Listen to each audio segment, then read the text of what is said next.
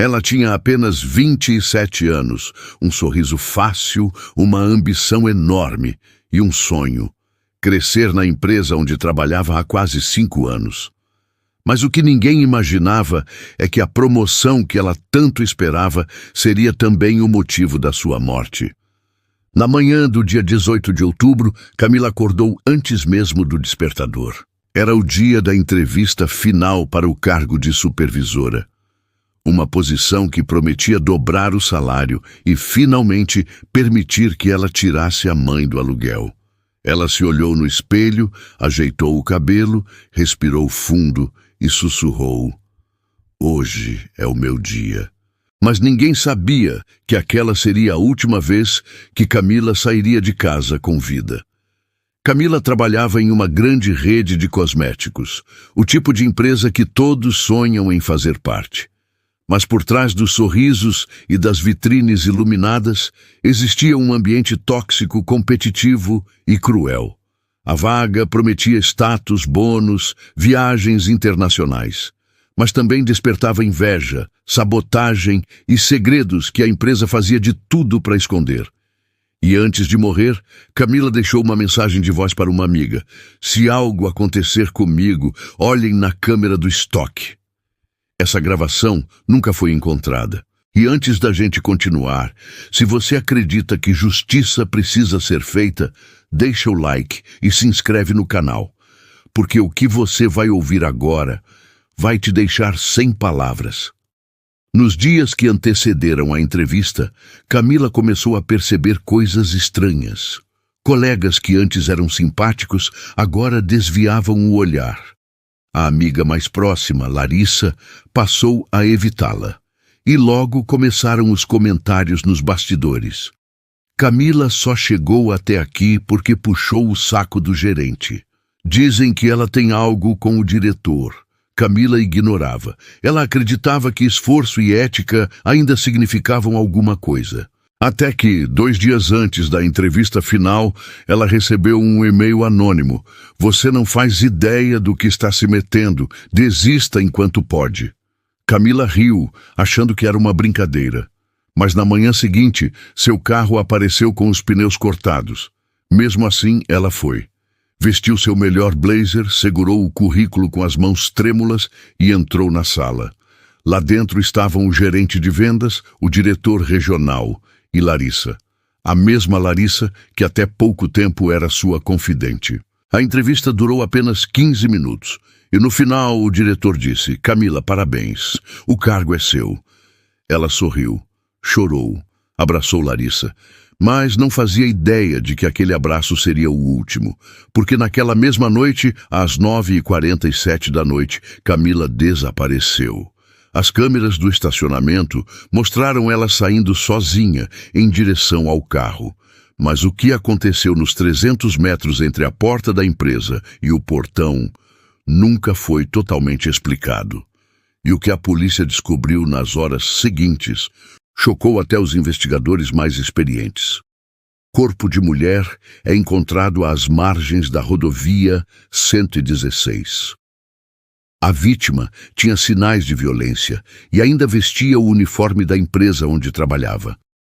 Essa foi a notícia que paralisou toda a cidade na manhã do dia seguinte. Camila havia desaparecido há menos de 12 horas. O corpo foi encontrado por um caminhoneiro, num trecho isolado, a 30 quilômetros do centro. Ao lado dela, apenas um crachá quebrado e um celular sem chip. A perícia confirmou: morte por asfixia, sem sinais de estupro, sem roubo, sem motivação aparente. Mas havia algo estranho. O relógio de Camila parou exatamente às 22h03, 16 minutos depois de ela ter sido vista viva pela última vez. A polícia começou a investigar. Primeiro, os colegas de trabalho. Larissa foi a primeira a ser chamada. Ela chorou diante das câmeras, disse que era amiga da vítima, que estavam felizes com a promoção. Mas nas redes sociais, os investigadores encontraram mensagens apagadas, prints e comentários que contavam outra história. Um deles, escrito apenas 2 dias antes da morte, dizia: "Tem gente que faz de tudo por uma vaga. Mas o que é do outro? O destino cobra. Larissa negou o envolvimento. Disse que era só uma frase de desabafo. Mas uma câmera de segurança da empresa mostrava algo que ela não conseguiu explicar. Às 9h30 da noite, 15 minutos antes do desaparecimento, Larissa também saiu do prédio, pela mesma porta que Camila usaria logo em seguida. Coincidência? A polícia acreditava que não. Nos dias seguintes, a investigação mergulhou em uma teia de mentiras e rivalidades. Mensagens internas, e-mails deletados, câmeras desligadas propositalmente. E foi então que descobriram algo que mudaria completamente o rumo do caso. A vaga de supervisora não existia. A empresa nunca abriu oficialmente o processo seletivo. Tudo havia sido criado internamente. Um teste para avaliar lealdade e comportamento sob pressão. Mas alguém transformou esse jogo corporativo em uma armadilha mortal. Se a vaga era falsa, quem realmente ganhou com a morte de Camila? Com a notícia da morte de Camila, a empresa tentou agir rápido. Em menos de 24 horas, comunicados internos foram enviados, reuniões emergenciais convocadas e advogados contratados para prestar suporte à família. Mas, nos bastidores, o clima era outro. Funcionários eram orientados a não comentar o caso, a evitar falar com a imprensa e, principalmente, a não citar o nome de Larissa.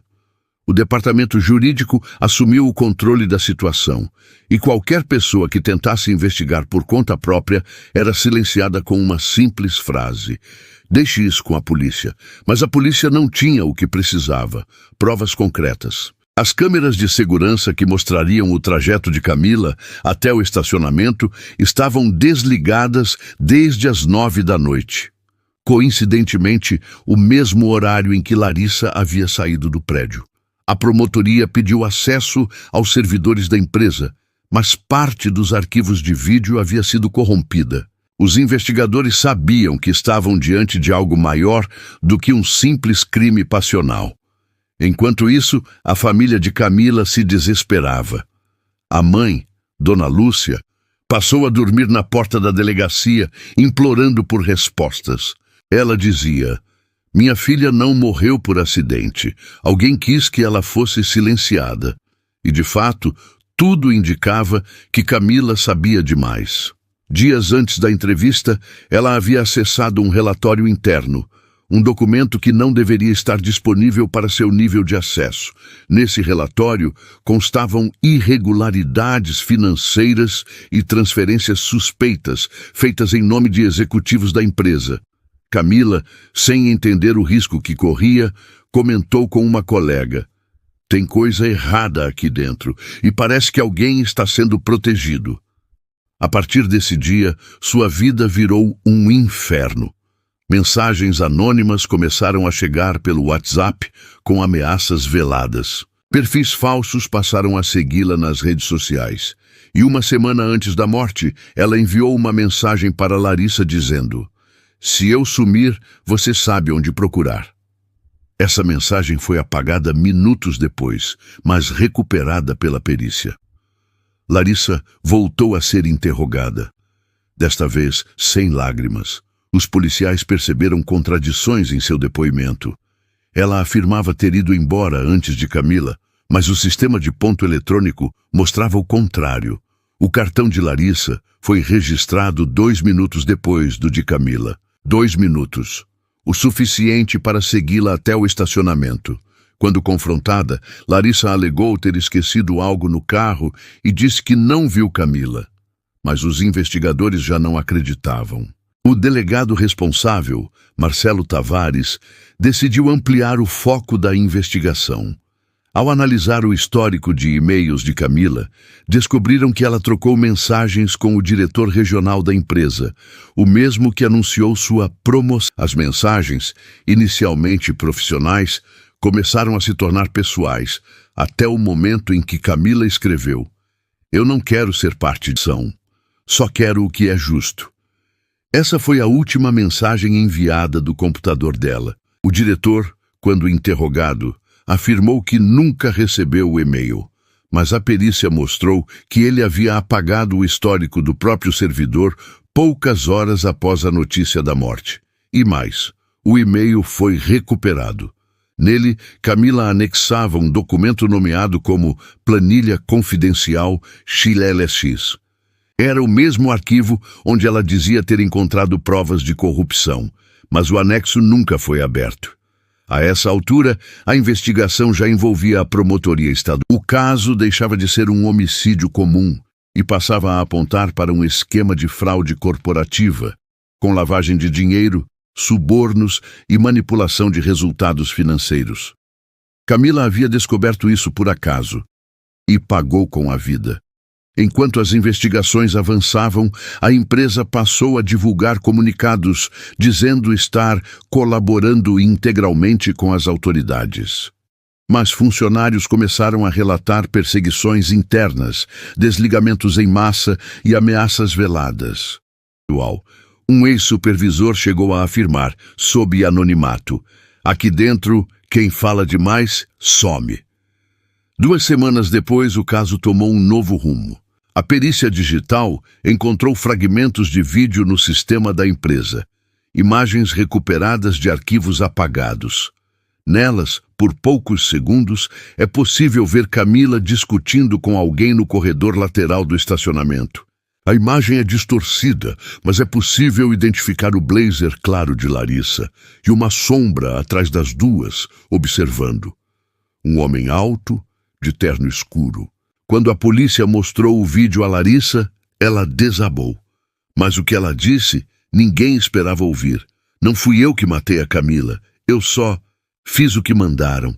Os investigadores se entreolharam. "Mandaram quem?" Larissa respirou fundo e disse: "Ele prometeu que ia me promover se eu fizesse Camila desistir da vaga. Eu só tentei conversar, mas ele apareceu do nada. Quando vi, ela já não respirava mais." E com a voz embargada, revelou o nome que até então ninguém ousava pronunciar. O diretor regional, Sérgio Prado. O mesmo homem que anunciou a promoção. O mesmo homem que apagou o e-mail. O mesmo homem que naquela noite foi o último a deixar o prédio. Mas havia um detalhe que tornava tudo ainda mais sinistro. O carro de Sérgio não estava nas imagens das câmeras externas. Nenhum registro de entrada ou saída. Era como se ele nunca tivesse estado ali. Só que a perícia encontraria, dias depois, uma digital dele no crachá quebrado de Camila.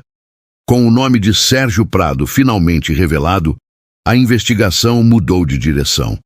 O delegado Marcelo sabia que, a partir daquele momento, mexia com alguém poderoso. Um homem influente, com conexões políticas e dinheiro suficiente para silenciar qualquer voz incômoda. Sérgio era conhecido dentro da empresa por sua postura carismática e seu discurso motivador. Nas convenções corporativas, era o tipo de executivo que encantava a plateia com frases inspiradoras e promessas de meritocracia. Mas nos bastidores, o que se dizia era bem diferente.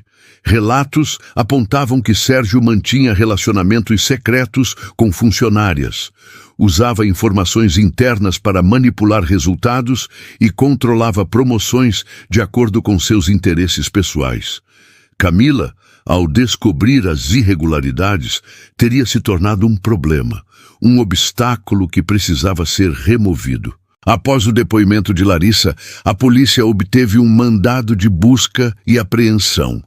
Foram recolhidos computadores, pendrives e documentos do escritório de Sérgio. No entanto, todos os arquivos pessoais haviam sido criptografados. Parecia o fim da linha. Mas uma única pista viria de onde ninguém esperava. Um simples pendrive encontrado na gaveta de Camila em meio às suas coisas pessoais. O dispositivo continha uma cópia de e-mails, planilhas e gravações de áudio. Em uma delas, Sérgio falava diretamente com ela. "Camila, eu te avisei para deixar isso quieto. Você não sabe com quem está mexendo." A voz era inconfundível. Mesmo assim, os advogados da empresa alegaram manipulação e adulteração do áudio. Mas o Instituto de Criminalística confirmou.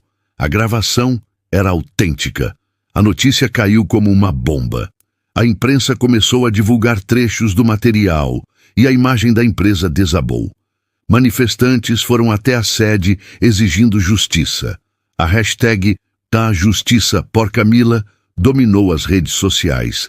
Mesmo assim, Sérgio continuava livre. Alegava inocência e dizia ser vítima de uma conspiração interna. Em entrevistas, chorava diante das câmeras, dizendo que amava Camila como uma filha e que jamais faria algo para machucá-la. Mas o público não acreditava mais. Enquanto isso, o delegado Marcelo continuava montando o quebra-cabeça. O vídeo recuperado mostrava 3 pessoas no estacionamento: Camila, Larissa e a tal sombra ao fundo. A equipe de perícia aprimorou as imagens e, pela primeira vez, foi possível distinguir o relógio prateado no pulso da figura masculina. O mesmo modelo usado por Sérgio, e havia mais. O carro dele, um sedã preto, realmente não aparecia nas câmeras externas, porque estava estacionado na garagem interna dos diretores, uma área sem monitoramento, acessível apenas com crachá de alto nível. A investigação provou que, minutos após Camila sair da entrevista, Sérgio a seguiu até o estacionamento sob o pretexto de conversar. Larissa, que havia sido pressionada, tentou convencer a amiga a desistir da vaga, mas Camila se recusou. Disse que não tinha medo, que iria denunciar tudo o que sabia. Foi nesse momento que Sérgio interveio. De acordo com o depoimento de Larissa, a discussão se transformou em uma briga. Sérgio a empurrou. Camila bateu a cabeça no chão e desmaiou. O pânico tomou conta. Ele então ordenou que Larissa fosse embora e prometeu que cuidaria do resto. Minutos depois, Camila estava morta. Sérgio colocou o corpo no próprio carro e dirigiu até a rodovia, onde a abandonou. Para apagar rastros, limpou o veículo e mandou desligar as câmeras do prédio. Usou seu poder e influência para manipular relatórios, intimidar testemunhas e controlar a narrativa. Mas o que ele não sabia era que Camila havia se antecipado. O pendrive entregue à mãe, um dia antes de sua morte, continha as provas que o ligavam diretamente ao esquema de corrupção e ao crime. Ela havia dito: "Se algo acontecer comigo, entregue isso à polícia." Dona Lúcia guardou o dispositivo sem entender o valor que ele tinha. Somente semanas depois, quando o caso ganhou destaque na mídia, ela o entregou aos investigadores. O conteúdo era devastador: depósitos ilegais, e-mails com ameaças, fotos, áudios. Tudo comprovava o envolvimento de Sérgio em fraudes milionárias e agora no assassinato de Camila. Quando os promotores apresentaram as provas, Sérgio foi finalmente preso preventivamente. Mas sua prisão não significou o fim da história. No dia seguinte, um dossiê anônimo foi enviado à imprensa com o título "Eles sabiam de tudo." Dentro do arquivo, havia nomes de outros executivos, tabelas com transferências bancárias e e-mails internos mostrando que Camila não era a única. Outras funcionárias também haviam sido ameaçadas, transferidas de setor ou simplesmente desaparecido. A morte de Camila era apenas a ponta de um iceberg gigantesco, um sistema de poder e medo sustentado por silêncio. O país inteiro acompanhava o caso. Cada novo detalhe revelava uma teia de corrupção que ia muito além de uma simples empresa de cosméticos. Envolvia políticos, empresários e contratos públicos milionários. Sérgio continuava negando tudo, mas a cada nova prova, sua máscara caía um pouco mais. E quando o julgamento se aproximou, uma nova revelação surgiu, algo que mudaria completamente o rumo da história. Um e-mail enviado no dia anterior à morte de Camila, que até então estava desaparecido, foi recuperado pelos peritos.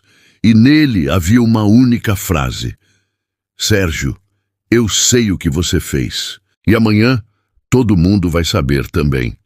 O e-mail recuperado foi a peça que faltava, uma frase simples, mas carregada de coragem e de sentença. "Sérgio, eu sei o que você fez. E amanhã, todo mundo vai saber também."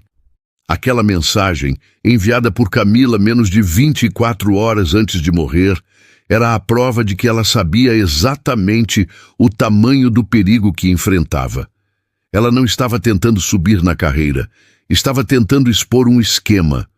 Quando o documento veio à tona, o caso deixou de ser uma simples investigação e se transformou em uma luta por justiça.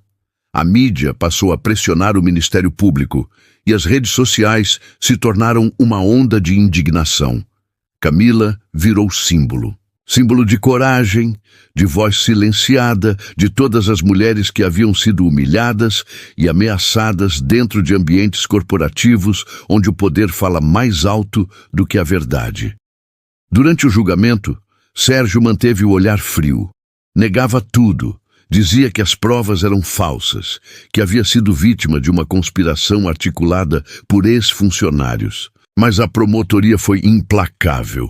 Peritos digitais, ex-colegas de trabalho e até Larissa depuseram em juízo.